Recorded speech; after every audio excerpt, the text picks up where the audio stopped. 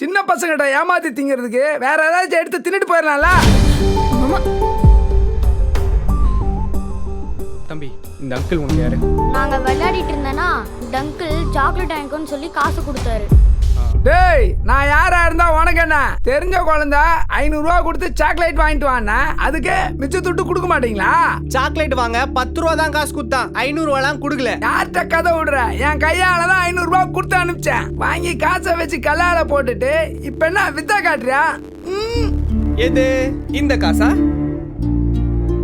ஆமா, இந்த காசு தான். அங்கிளு உன்கிட்ட இந்த காசு தான் கொடுத்து சாக்லேட் வாங்க அனுப்பிச்சேன். ஆமா. அப்ப இது நீ கொடுத்து அனுப்பிச்ச காசு தானே? ஆமாண்டா, நான் தான்டா கொடுத்து அனுப்பிச்சேன் இந்த 500 ரூபாய் காசை. சார், நல்லா கேட்டுச்சா சார்? இந்த 500 ரூபாய் இவரு கையால கொடுத்த காசா. கொஞ்சம் இங்க வர்றீங்களா? யார கூப்பிடுறான் இவன்?